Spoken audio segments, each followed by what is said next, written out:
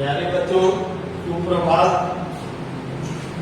आइए आज हम वास्तविक संख्या के अंतर्गत परिमेय संख्या तथा अपरिमेय संख्या के विषय में जानकारी प्राप्त करें।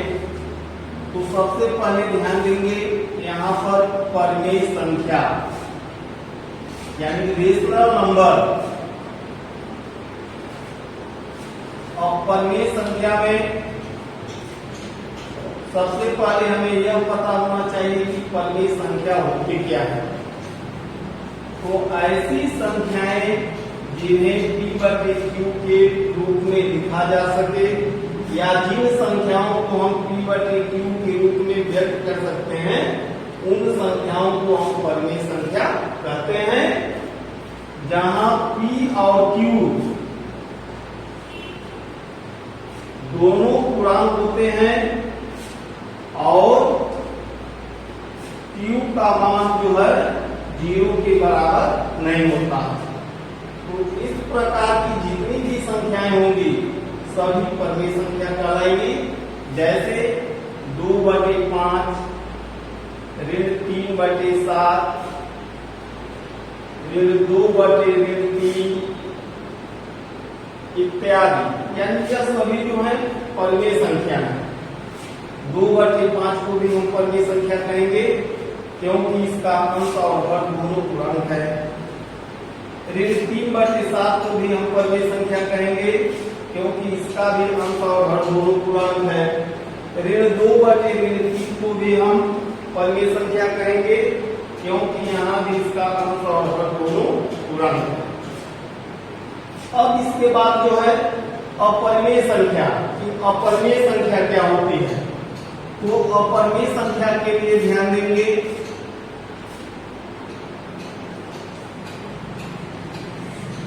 कि जिन संख्याओं को हम P/Q के रूप में नहीं व्यक्त कर सकते हैं या जिन संख्याओं को P/Q के रूप में नहीं लिखा जा सकता है, वे संख्याएं अपरिमेय संख्या कहलाती हैं।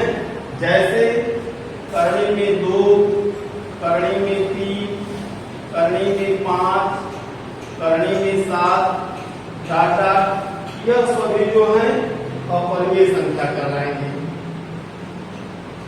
तो अब हमें सिद्ध करना है या दिखाएंगे कि कैसे यह करणी में 2 जो है एक अपरिमेय संख्या है। इसको हल करने के लिए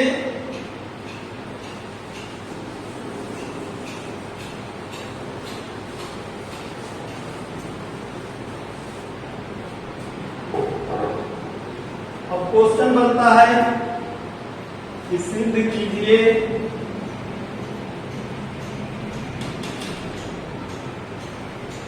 कि करणी में 2 एक अपरिमेय संख्या है।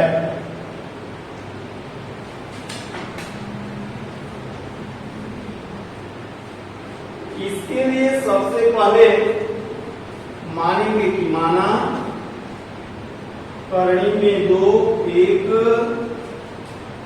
परिमेय संख्या है। और जब इसे हम परिमेय संख्या मान लिए तो परिमेय संख्या के विषय में अभी हम बताए थे कि परिमेय संख्या को हम P/Q के रूप में व्यक्त कर सकते हैं। इसलिए हम कह सकते हैं कि यह करणी में 2 जो है वह P/Q के बराबर होगी, जहां पर P और Q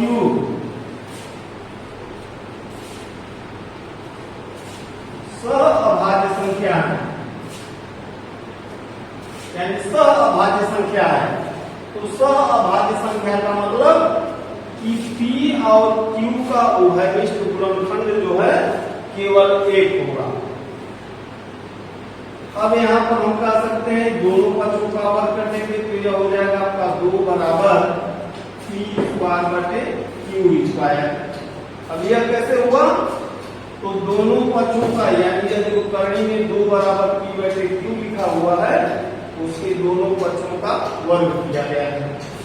इसी से हम समीकरण बना सकते हैं या यह हो जाएगा आपका P² बराबर एंड 2q², और इसे हम कहेंगे समीकरण 1। इस q² का इधर पीरियड पूरा कर दिया गया। अब यहाँ पर मिल गया p² बराबर 2q²। अब इसका मतलब क्या है, तो हम कह सकते हैं कि क्योंकि p² 2 से विभाज्य है, इसलिए p 2 से विभाज्य होगी। क्योंकि याद रखेंगे कि यदि किसी संख्या का वर्ग 2 से विभाज्य है तो वह संख्या भी 2 से विभाज्य होगी। और यहाँ पर दिया हुआ है कि p² बराबर 2q²। इसका मतलब कि p² का जो मान है वह 2 से विभाज्य है, इसलिए p भी 2 से विभाज्य होगी। अब जब p जो है 2 से विभाज्य है, तो मान लीजिए यहाँ पर कि माना p बराबर 2r, मान लीजिए कि p जो है 2r के बराबर है, जहां पर r एक धन पूर्णांक है।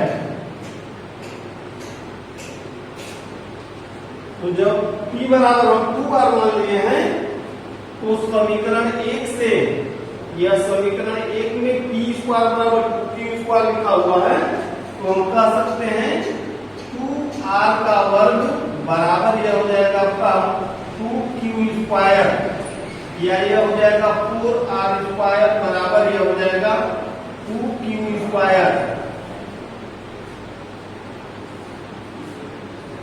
इसलिए हम कह सकते हैं कि q² बराबर यह हो जाएगा आपका 2r²।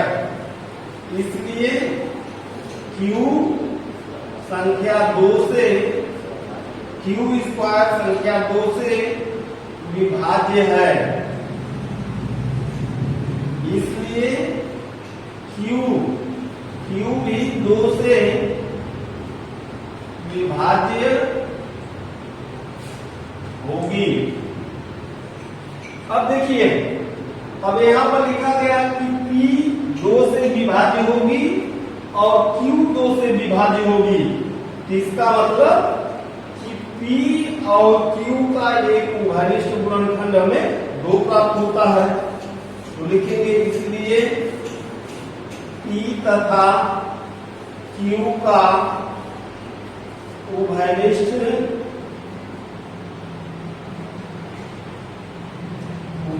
गुणनखंड 2 है। लेकिन यहां पर कल्पना किया गया है, यानी माना गया हुआ है कि p और q इस प्रकार है कि उनका उभयनिष्ठ गुणनखंड 1 है। अब देखिए कि देखे हैं आपकी p जो है 2 से विभाज्य है और q भी 2 से विभाज्य है।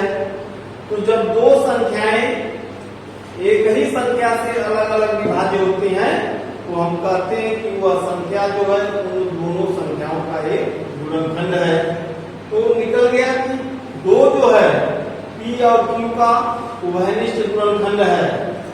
किंतु लिखेंगे, किंतु यह हमारी कल्पना के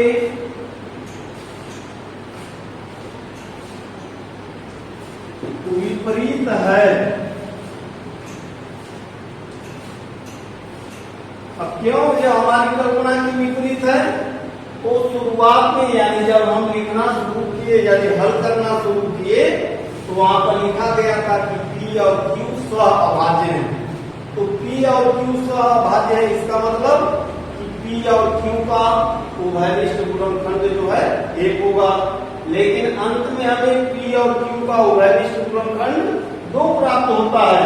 तब हम कह सकते हैं कि यह जो है हमारी कल्पना के विपरीत है।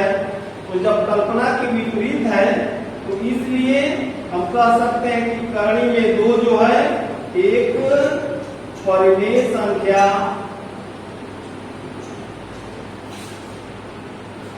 परिमेय संख्या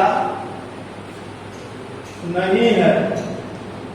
तो जब परिमेय संख्या नहीं है तो अतः करणी में 2 एक अपरिमेय संख्या है।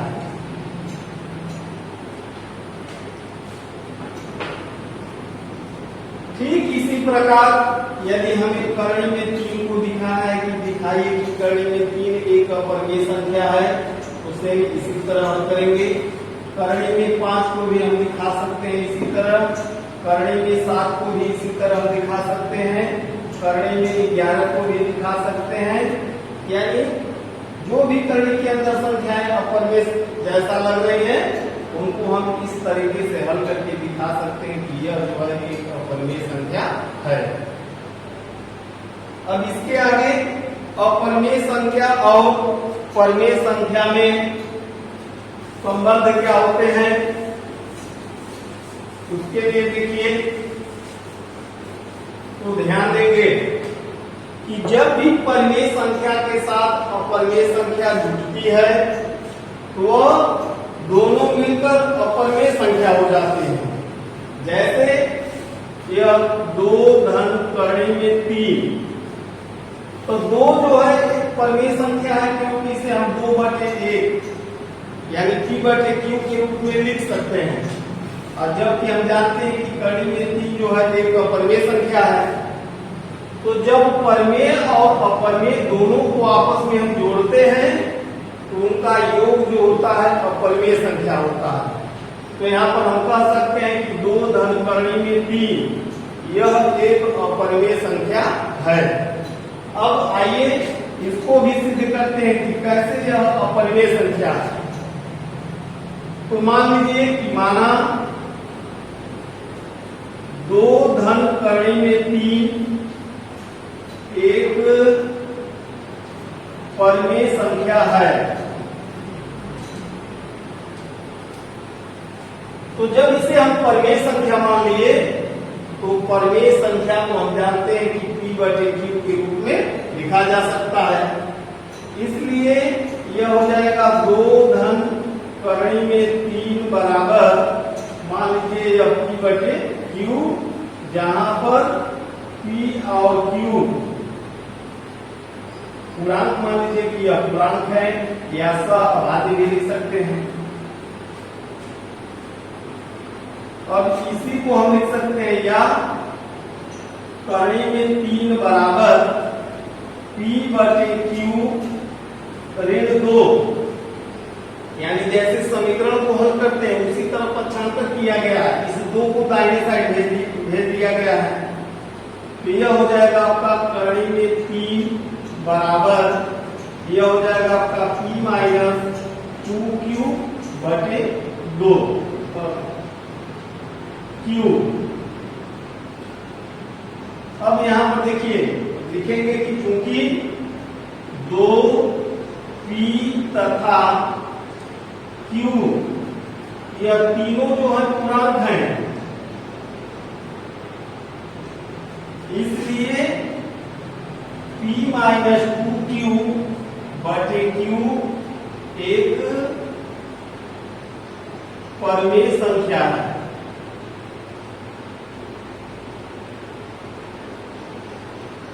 यानी हम जानते हैं कि 2 जो है एक पूर्णांक है और P और Q भी एक पूर्णांक है। तो जब हम पूर्णांकों को भिन्न के रूप में या अंश बटे हर के रूप में लिखते हैं तो वह एक परिमेय संख्या होती है। अब इसके बाद देखिए आगे, अब मान लिया गया यहाँ पर कि यह P-2Q/Q जो है एक परिमेय संख्या है, लेकिन यहाँ पर इसको समीकरण 1 मान लीजिए। तो समीकरण 1 से हम देखते हैं कि समीकरण 1 का दायां पक्ष तो परिमेय संख्या है, लेकिन इसका बायां पक्ष जो है वह एक अपरिमेय संख्या है। तो यह संभव नहीं है कि किसी भी समीकरण का एक पक्ष, यदि दोनों आपस में यानी बीच में यह बराबर का चिन्ह लगा हुआ है, तो यदि दायां पक्ष इसका परिमेय संख्या है तो बायां पक्ष भी उसका परिमेय संख्या ही होगी। तो समीकरण 1 से लिखेंगे, इसलिए करणी में 3 एक परिमेय संख्या होगी, क्योंकि P-2Q/Q एक परिमेय संख्या है, तो करणी में 3 भी एक परिमेय संख्या होगी। और जो हमारी कल्पना के विपरीत है, इसलिए 2 धन करणी में 3 एक अपरिमेय संख्या है।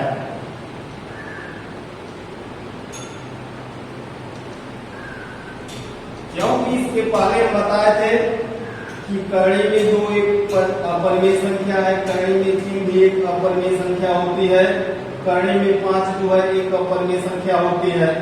तो जब इस समीकरण का दायां पक्ष एक परिमेय संख्या है, तो बायां पक्ष भी एक परिमेय संख्या होगी। लेकिन बाएं पक्ष में करणी में 3 दिया हुआ है और करणी में 3 हम जानते हैं कि यह जो है एक अपरिमेय संख्या है, इसलिए अंत में हम कह सकते हैं कि 2 धन करणी में 3 एक अपरिमेय संख्या है। इसी प्रकार हम दिखा सकते हैं कि 5 धन करणी में 2 एक अपरिमेय संख्या है, 2 ऋण करणी में 3 एक अपरिमेय संख्या है, 1 धन 2 करणी में 5 एक अपरिमेय संख्या है। यानी इन सभी प्रश्नों को भी हम इसी प्रकार दिखा सकते हैं। धन्यवाद।